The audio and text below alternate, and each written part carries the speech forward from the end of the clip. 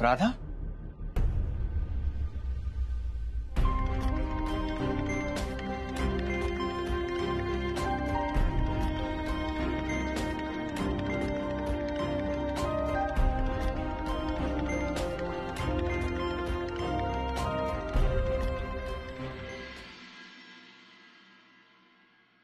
मूर्ख मुलगी, किती जीव टांगणीला लावला होता समा सगळ्यांचा काही अंदाज आहे तुला? असं नाही करू बाळा, काळजी वाटत. काळजी वाटते तुम्हाला तर कशाला वाऱ्यावर सोडायचा छोकरीला? घरामध्ये लॉक करून ठेवायच्या ना. घरात लॉक करून ठेवायला ती काही वस्तू आहे का? हे बघा, मी तुम्हाला ऐका ना, मी काय म्हणतो, आपण आत बसून बोलूया ना. मिस अनामिका साहेब, बसून बोलूया ना. या ना.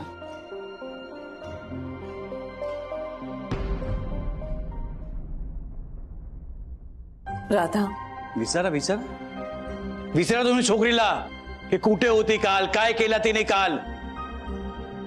आम्ही बिरादरीमध्ये शादीला गेला होते तेव्हा काय दिवे लावले ते विचारा. राधा, कधी बाहेर गेली होतीस तू? काल रात्री 11च्या सुमारास वगैरे गेलो होतो. म्हणजे सगळे झोपलेले असताना गुपचूप बाहेर पडलीस तू? मी हितेनच्या घरीच होते. आम्ही मूव्ही बघितला आणि आमचा पिझ्झा प्लॅन होता. हो, पण कुणालाही न सांगता असं गुपचूप बाहेर जाताना काहीच वाटलं नाही तुला राधा? जर विचारलं असतं तर परमिशन दिली असती का? छोकरा छोकरी एकत्र रात्री एकच घरी होतात, लग्न बगैर. तुम्ही का असा निष्कर्ष काढताय की मुलं काहीतरी नको ते करून बसली आहेत? जोयू येते नाही मम्मी. म्हणूनच मी सांगतोय की बाय माणसला हमेशा कंट्रोल मध्ये ठेवायचं. अरे उद्या काही उचनीच झाला तर तुम्ही हितेनचा कॉलर पकडणार. पण मी तुम्हाला आधीच सांगून ठेवतोय की भूल राधाने केली आहे. हितेन त्याला सपोर्ट करत नाही म्हणजे नाही. हो हो हो हो, आधी जरा काय झालंय ते मुलांना विचारू तर द्या ना. उगीच काही झालेलं नसताना तुम्ही आपल्या राधावर का उगीच आळ आणताय? नेचरनी छोकरा छोकरी वेगळे वेगळे बनवले आहे आणि असा सिच्युएशन मध्ये बदनाम छोकरी होते. मला विचारा, मला 3 छोकरी आहे. अरे बापरे, मग तर तुम्हाला खूपच सांभाळून बोलायला पाहिजे. अहो आजी, आमची दिकरी हो समजदार आहे. हा हो, मी त्या लोकांना लॉक करून ठेवतोय. लॉक म्हणजे प्रॉपर लॉक. कोणी आज जाऊ शकत नाही आणि कोणी बाहेर येऊ शकत नाही. असे आहे आमचे घराचे संस्कार. याला संस्कार नाही, गुलामगिरी म्हणतात. तुम्ही केले ते संस्कार. हा, तुम्ही क्या शिकवता तुमची छोकरीला कि पति के साथ में झगड़ा करने का, उसको घर के बाहर निकाल देने का, फिर सब राज अपना हे कि बेटा कुठे जा, फिर लिव्हिंग मध्ये राहा, शादी करू नको, हे शिकवता तुम्ही? बघितले तुमचे संस्कार. एक सेकंड साहेब, विषय मुलांचा चाललाय ना. तुम्ही उगाच मिस अनामिका का बोलताय? हो, तुम्ही कोण रे? कोण तुम्ही? मी मित्र आहे मी त्यांचा. हो बराबर. तुम्ही त्यांची साईड घेणारच. आणि तुम्हाला बी चंपक शेठ, तोंड सांभाळून बोला. तुम्ही तुमचा पोरीला बोला.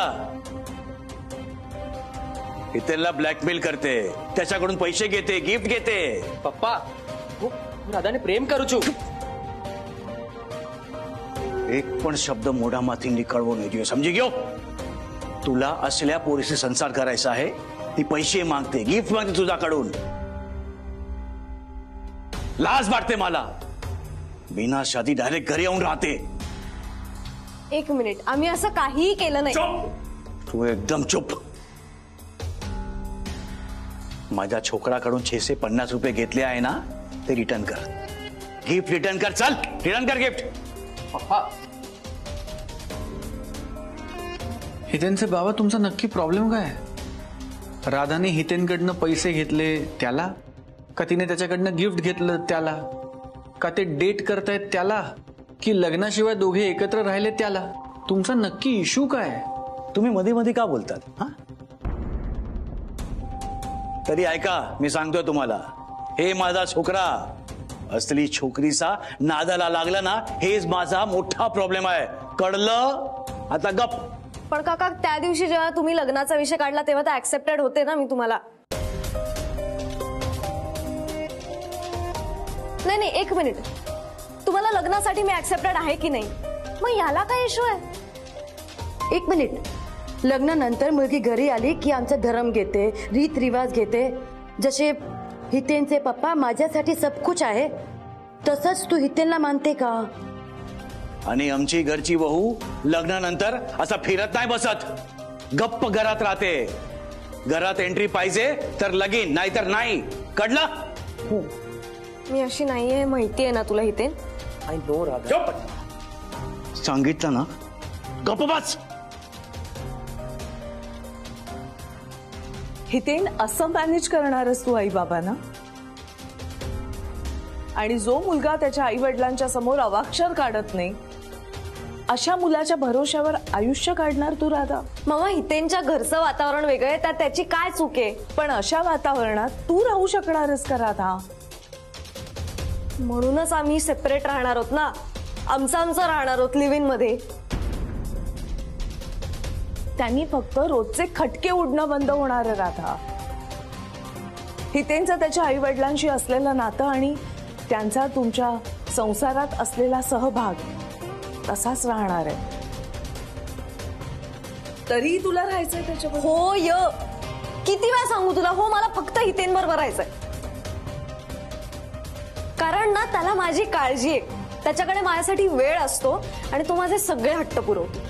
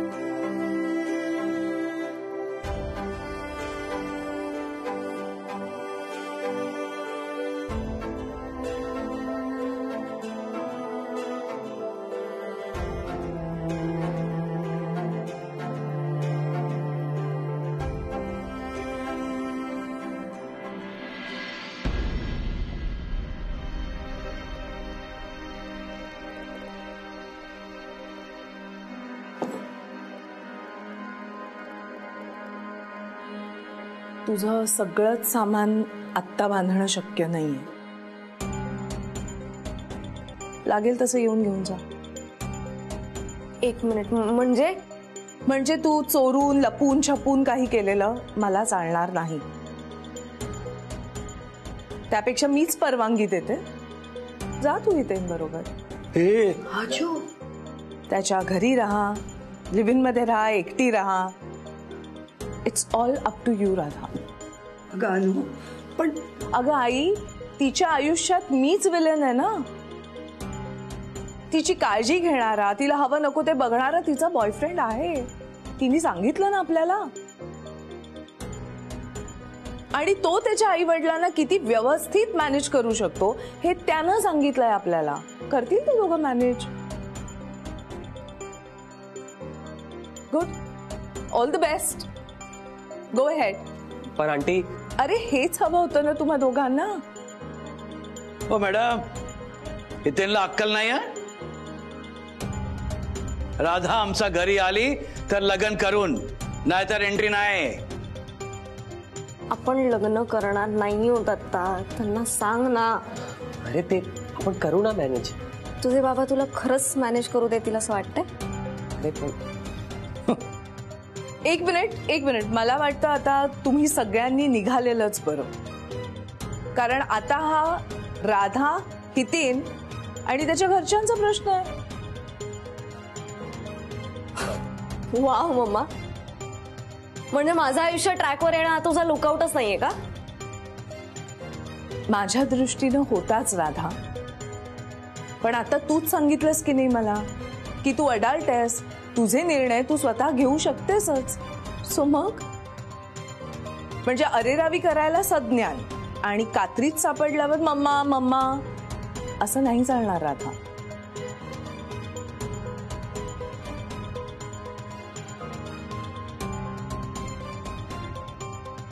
हे 1000 रुपये, 650 रुपये गिफ्टचे आणि वरचे जर हितेंनी काही राधासाठी खर्च केले असतील तर ते तुम्ही वळते करून घ्या. हे चांगलं आहे मॅडम तुमचं. तुमची जबाबदारी आमचा घडात टाकली आणि आई होऊन हात वर केले तुम्ही.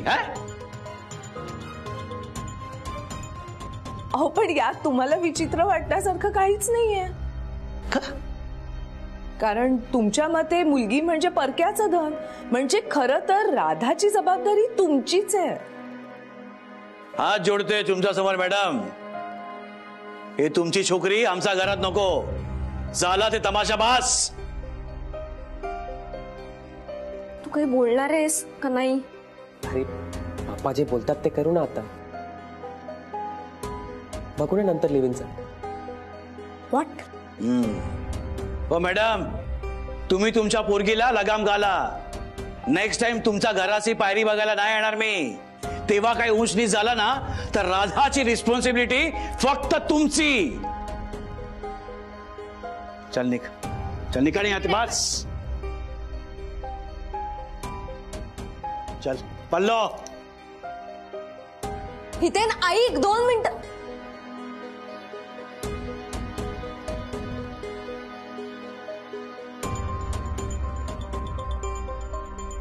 काय पाहिलंस तू त्या हितेंमध्ये?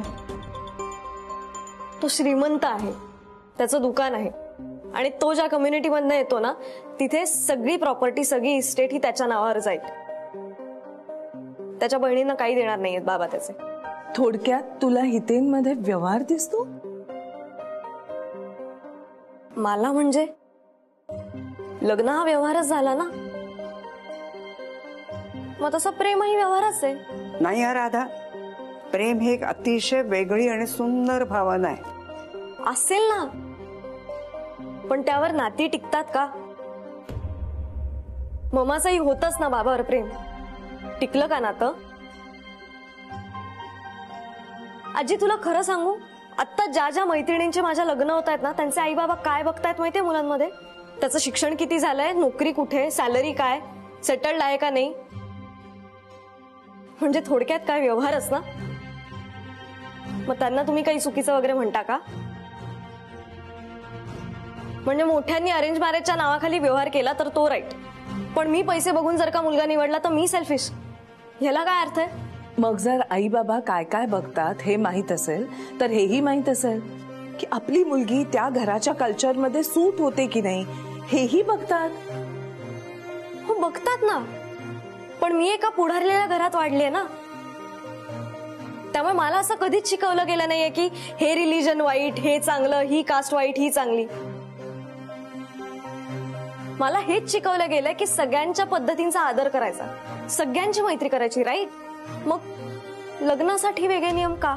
ते पद्धतींचं वगैरे सोड राधा, पण असा बोलू न शकणारा, आई वडिलांना दबून राहणारा मुलगा कसा काय आवडला तुला? सांगू कसं? तुझ्यामुळे. मम्मा तुलाही मतं होतीच ना तुझं लग्न झालं तेव्हा, तशी बाबालाही होती आणि तुम्ही दोघांनी तुमची मतं सोडली नाही. पण प्रेम तसं नसतं ना. दुसऱ्यासाठी जर का स्वतःनी स्वतःची मतं सोडली तर तो माणूस हरत नाही, ते नातं जिंकतं. आणि मुळात ना मला आयडियल मुलगा नकोच आहे. मला नातं टिकवणारा मुलगा हवाय. माझ्या तडक फडक स्वभावाला समजून घेणारा, ऐकून घेणारा असा मुलगा हवाय आणि हितेन ते करतो. राधा आजी प्लीज यार, मला अजून डोस नकोय. कारण काय होतंय माहितीये का, मी या घरात अजून 2 बायकांबरोबर राहते, तू आणि ममा. आणि त्या चित्रा मावशी अधूनमधून असते. गंमत अशी आहे ना की तुम्हा तिघींनाही पुरुषांचा 0 एक्सपिरियन्स आहे. तुमच्या तिघींच्या आयुष्यात पुरुषच नाहीयेत. ममानी तर बाबाला सोडून दिलं. चित्रमावशी कुणाला जवळच करत नाही आणि तूच म्हणतेस ना तुझा मुलगा नालायक निघाला. म्हणून मला तुमचे सल्ले नकोयत. हा, पुरुषांचा शून्य एक्सपिरियन्स असलेल्या आणि त्या नात्यामध्ये माती खाल्लेल्या बायकांचे मला खरंच सल्ले नकोयत.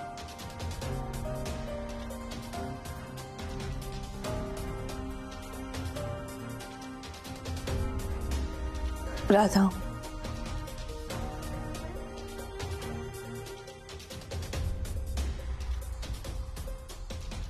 तुला वाटतंय तितक्या निकामी नाही होत ग आम्ही, आणि तुम्हाला वाटतंय तितकी इमॅच्युअर आणि दूधखोळी मीही नाही.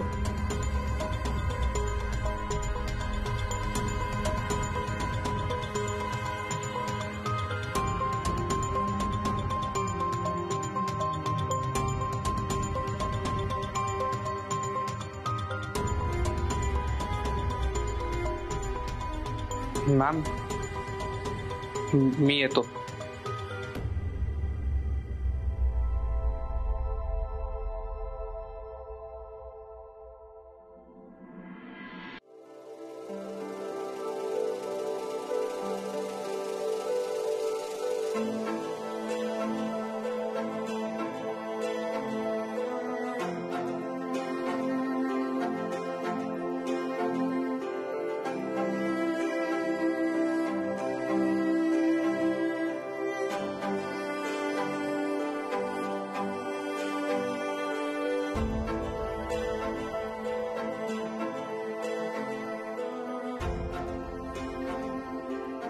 एका स्वतंत्र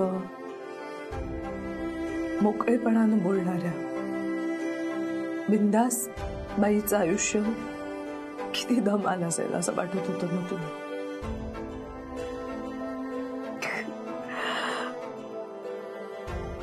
बघितलंस का काय लेवलची धमाल चालली इथे.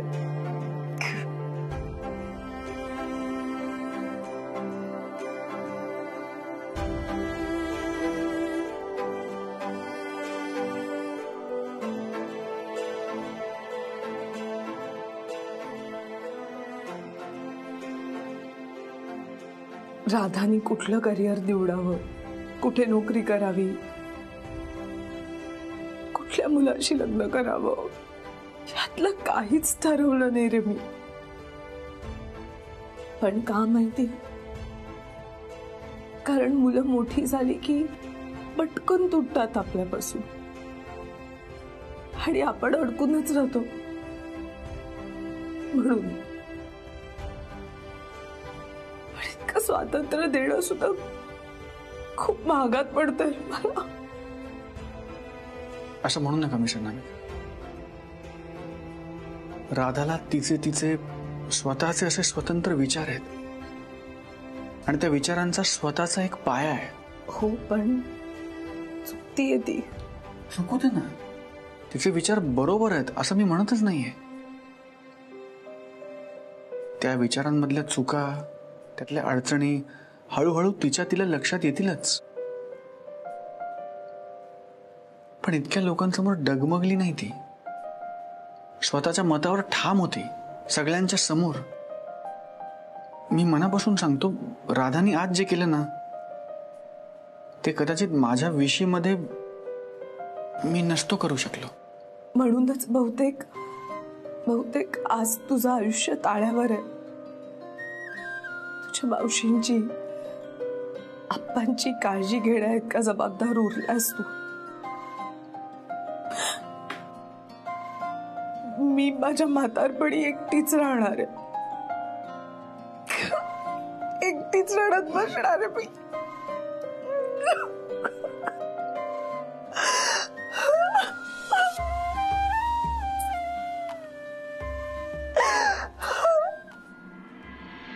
परमेश्वराची हिशोबाची वही खूप चोख असते मिस्टर नामिका.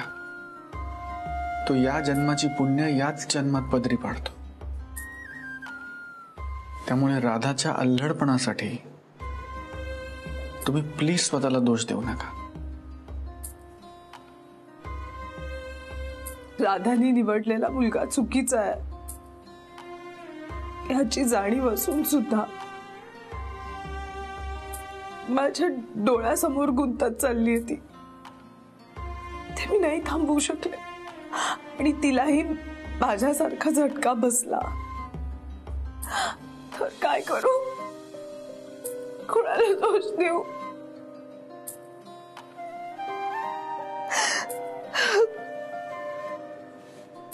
मी बोलू एकदा राधाशी? तिलाही ऐकणार कुणाचं? ट्राय करू. करून बघ.